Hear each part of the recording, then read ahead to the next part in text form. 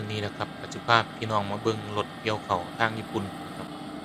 เครื่องนี้ก็เป็นเครื่อง Kubota นะครับเป็นระบบหนวดข้อร่วงนะครับแล้วก็ฟางนี่เพิ่นบ่เอานะครับเพิ่นก็ใช้แบบบดทิ้งไปเลยนะครับบ่โดนบ่นานจักเดือนหนึ่งนะครับเพิ่นก็สิเอาโรตารี่มาตีก็กลายเป็นปุ๋ยนะครับการนวดข้อร่วงก็คือแบบนี้นะครับนำเข้าตัดแล้วนะครับลำเลียงขึ้นไปตามสายพานนะครับ แล้วก็ลูกตีนะครับมันสิตีเอาแค่ห่วงเขานะครับแล้วก็สิมีใบวี่ผสมแหน่นิดหน่อยนะครับข้อดีของการเฮ็ดจังซี่ก็คือฟางนะครับบ่ได้เข้าไปในห้องเครื่องห้องหม้อตีนะครับเมื่อเข้าไปแล้วก็สิบ่มีเม็ดข้าวติดออกมานำฟางนะครับหรือออกมาแค่นิดหน่อยแค่นั้นนะครับก็เป็นการ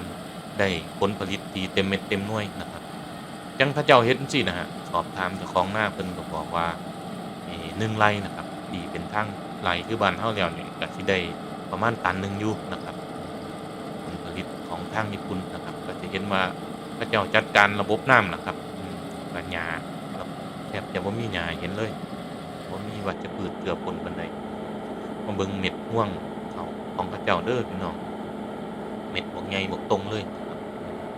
นำขึ้นสู่รถบรรทุกนะครับเพื่อจะเอาไปสู่เครื่องอบอีกที่หนึ่งนะครับ เม็ดข้าวญี่ปุ่นสันๆป้อมๆ